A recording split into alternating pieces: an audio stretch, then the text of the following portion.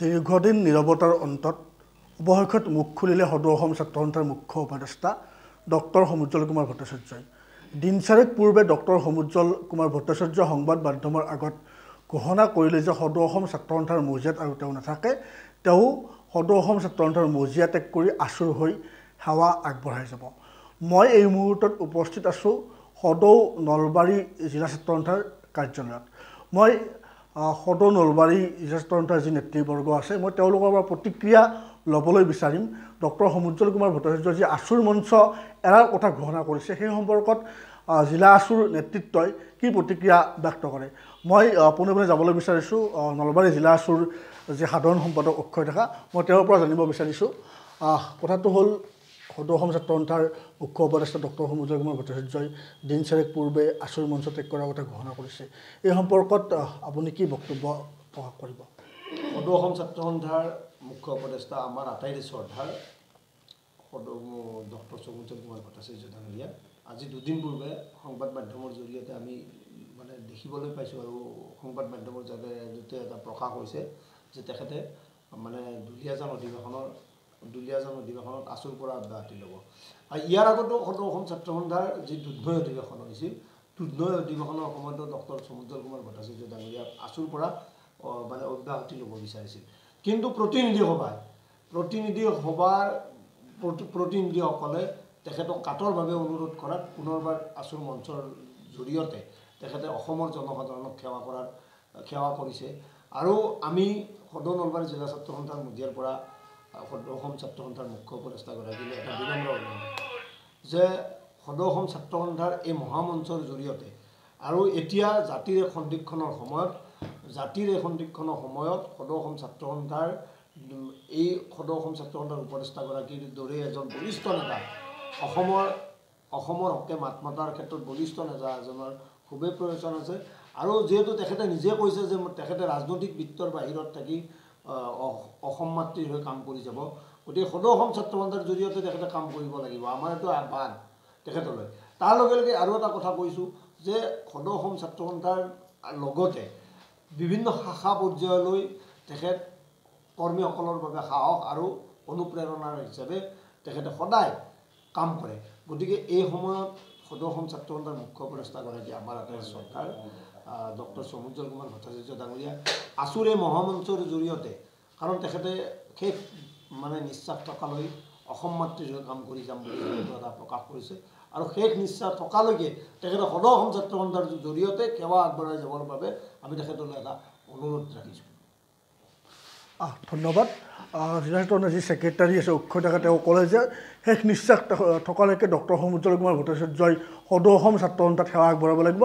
মই আন এজন আছুকৰ্মী আছে, মই তেওঁৰ ওচৰলৈ যাব বিচাৰিছোঁ। তেওঁ এই সম্পৰ্কত কি প্ৰতিক্ৰিয়া ব্যক্ত, আপুনি কি প্ৰতিক্ৰিয়া ব্যক্ত কৰিব? ইতিমধ্যে আছু উপদেষ্টাগৰাকীয়ে আছুৰ মঞ্চ ত্যাগ কৰি ৰাজহুৱা স্বাৰ্থত কাম কৰিম বুলি কৈছে, আপুনি কি বক্তব্য কৰিব? এই হিচাপতে মই ডক্টৰ সমুজ্জ্বল কুমাৰ ভট্টাচাৰ্য ডাঙৰীয়াক সদৌ অসম ছাত্ৰ সন্থাৰ মজিয়াত যেনেকৈ আছিল, বৰ্তমান যেনেকৈ আছে আৰু অনাগত দিনতো তেখেতে সদৌ অসম ছাত্ৰ সন্থাৰ কাম কাজসমূহ চলাই নিব লাগিব। সেইটো আমি পশ্চিম উত্তৰ পূৰ্বাঞ্চলিক ছাত্ৰ সন্থাৰ তৰফৰ পৰা তেখেতলৈ কাটৰে দাবী জনাইছোঁ। আশা ৰাখিছোঁ তেখেতে আমাৰ নহয় সকলোৰে আহ্বানৰ প্ৰতি সন্মান জনাই পৰৱৰ্তী সময়ত যিখন আমাৰ দুলীয়াজান অধিৱেশন হ'ব, তাতে তেওঁ পুনৰবাৰ সদৌ অসম ছাত্ৰ সন্থাৰ উপদেষ্টা হিচাপে থাকিবলৈ আমি পুনৰ অনুৰোধ জনাইছোঁ। আপোনাক ধন্যবাদ। আন এজন ব্যক্তি আছে শিক্ষা সম্পাদক সদৌ নলবাৰী জিলা ছাত্ৰ সন্থাৰ ৰিয়াজুদ্দিন আহমেদ। আমি আপোনাৰ পৰা জানিব বিচাৰিছোঁ যে আছুৰ যি মুখ্য উপদেষ্টা, তেওঁ আছুৰ মঞ্চ ত্যাগ কৰাৰ কথা ঘোষণা কৰিছে, এই সম্পৰ্কত আপোনাৰ এজন আছুকৰ্মী হিচাপে প্ৰতিক্ৰিয়া কি হ'ব? অসমৰ জাতীয় জীৱনত ডক্টৰ সমুজ্জ্বল কুমাৰ ভট্টাচাৰ্য কেৱল মাত্ৰ এটা নাম নহয়। ডক্টৰ সমুজ্জ্বল কুমাৰ ভট্টাচাৰ্য কেৱল মাত্ৰ অসমৰে এগৰাকী সমস্যাৰ লগত জড়িত ব্যক্তি নহয়, সমগ্ৰ নৰ্থ ইষ্টৰ বাবে, সমগ্ৰ ভাৰতবৰ্ষৰ বাবে সমুজ্জ্বল ভট্টাচাৰ্য এটা অনুষ্ঠান হৈ পৰিছে আজিৰ সময়ত। আৰু এই ক্ষেত্ৰত ডক্টৰ সমুজ্জ্বল কুমাৰ ভট্টাচাৰ্যই অসমৰ জাতীয় জীৱনৰ বিভিন্ন সমস্যা আগবঢ়াই নিয়াৰ ক্ষেত্ৰত ইতিমধ্যে বিগত দিনবিলাকত যি পদক্ষেপ লৈছে, আৰু সেই কথা ইতিমধ্যে অসমৰ ৰাইজে জানে। অসমৰ ছাত্ৰ সমাজৰ যি আৱেগ, সেই আৱেগ ডক্টৰ সমুজ্জ্বল কুমাৰ ভট্টাচাৰ্যৰ লগত আছে। সমুজ্জ্বল কুমাৰ ভট্টাচাৰ্যই ইতিমধ্যে কৈছে যে তেখেতৰ শেষ নিশ্চয় থকালৈকে সদৌ অসম ছাত্ৰ সন্থাৰ মজিয়াত তেখেতে কাম কৰি যাব, অসমৰ হৈ কাম কৰি যাব। তেখেতে কয় যে অসমৰ কাম মোৰ কাম, মোৰ কাম অসমৰ কাম, অসমৰ সন্মান মোৰ সন্মান, মোৰ সন্মান অসমৰ সন্মান। এই যিটো মন্ত্ৰ তেখেতৰ, এই মন্ত্ৰক বুকুত কঢ়িয়াই লৈ ফুৰা এগৰাকী আতন্দ্ৰ প্ৰহৰী হৈছে ডক্টৰ সমুজ্জ্বল কুমাৰ ভট্টাচাৰ্য। নিজৰ ব্যক্তি স্বাৰ্থ পৰিহাৰ কৰি সমগ্ৰ অসমৰ বাবে, সমগ্ৰ উত্তৰ পূৰ্বাঞ্চলৰ কাৰণে তেখেতৰ জীৱনটোক দিছে। আপুনি কি প্ৰতিক্ৰিয়া পাব? তেখেতে আছু মঞ্চত কৰিম বুলি কৈছে। এই ক্ষেত্ৰত ডক্টৰ সমুজ্জ্বল আমাৰ সদৌ অসম ছাত্ৰ সন্থাৰ মুখ্য উপদেষ্টা, আমাৰ আটাইৰে শ্ৰদ্ধাৰ, আটাইৰে সন্মানৰ, আমাৰ সাহস আৰু প্ৰেৰণাৰ প্ৰতীকস্বৰূপ। তেখেতে যোৱা দুদিন আগত সদৌ গুৱাহাটী ছাত্ৰ সন্থাৰ অধিৱেশনত এটা কথা কৈছে, এই কথাটো আমাক সঁচাকৈ দুখ দিছে। কিন্তু আমাৰ সম্পূৰ্ণ বিশ্বাস আছে যে ডক্টৰ সমুজ্জ্বল কুমাৰ ভট্টাচাৰ্যই মানে যিখিনি কথা কৈছে, এই কথাটো ছাত্ৰ সন্থাৰ মজিয়াত কোনো ছাত্ৰ সন্থাৰ সতীৰ্থই মানি নলয়। কাৰণ দুৰ্নয় অধিৱেশনত এটা পৰিৱেশৰ সৃষ্টি হৈছিল যেতিয়া সমুজ্জ্বল কুমাৰ ভট্টাচাৰ্যই ছাত্ৰ সন্থাৰ পৰা অব্যাহতি ল'ম বুলি কৈছিলে। এটা কান্দৰৰ ৰোল বাজি উঠিছিল। অসমৰ বিভিন্ন প্ৰান্তৰ পৰা ডক্টৰ সমুজ্জ্বল কুমাৰ ভট্টাচাৰ্যলৈ ফোন আহিছিল যে আপুনি সদৌ অসম ছাত্ৰ সন্থা এৰি যাব নোৱাৰে, অসমৰ জাতীয় জীৱনক আগবঢ়াই নিবলৈ হ'লে ডক্টৰ সমুজ্জ্বল কুমাৰ ভট্টাচাৰ্যৰ যথেষ্ট প্ৰয়োজন আছে। আৰু আজি আমি এই কথাটোৱে বিচাৰোঁ যে আমাৰ প্ৰেৰণা আৰু সাহসৰ প্ৰতীকস্বৰূপ ডক্টৰ সমুজ্জ্বল কুমাৰ ভট্টাচাৰ্যই পৰৱৰ্তী সময়তো সদৌ অসম ছাত্ৰ সন্থাক মুখ্য উপদেষ্টা হিচাপে নেতৃত্ব দিব লাগিব।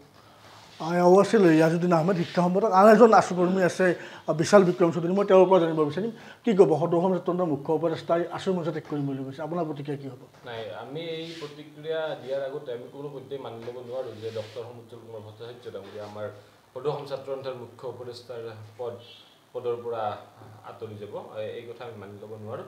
আৰু অসমৰ লাখ লাখ যি ছাত্ৰ সমাজৰ যি তৃণমূল পৰ্যায়ত ছাত্ৰ বন্ধু আমাৰ আছে, তেখেতসকলৰ সাহস আৰু প্ৰেৰণাৰ উৎস হৈছে ডক্টৰ সমুজ্জ্বল ভট্টাচাৰ্য। আৰু অসমৰ যি গাঁৱে ভূঞে জনগণ আছে, যি নিষ্কাশিত বা নিপীড়িত জনগণ, এই জনগণৰ এটাই সাহস বা এবাৰ তেওঁলোকে অন্যায়ৰ সময়ত এবাৰ এজন মানুহকে, অসমৰ এজন মানুহকে মুখলৈ চাই ৰৈ থাকে, সেইজন হ'ল ডক্টৰ সমুজ্জ্বল কুমাৰ ভট্টাচাৰ্য ডাঙৰীয়া।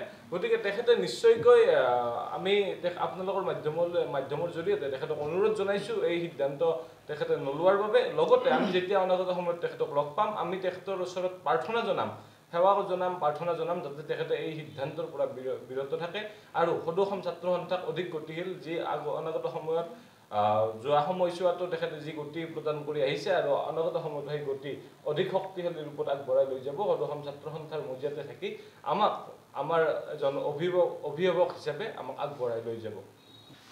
হয়, সদৌ অসম ছাত্ৰ সন্থাৰ মুখ্য উপদেষ্টা পদতে তেওঁ থাকি সদৌ অসম ছাত্ৰ সন্থাৰ যি লাখ লাখ তৃণমূল পৰ্যায়ৰ কৰ্মী আছে, সেই কৰ্মীসকলক তেওঁ আগুৱাই লৈ যাওক, এই আহ্বান সদৌ নলবাৰী জিলা ছাত্ৰ সন্থাৰ বিভিন্ন পৰ্যায়ৰ কৰ্মী।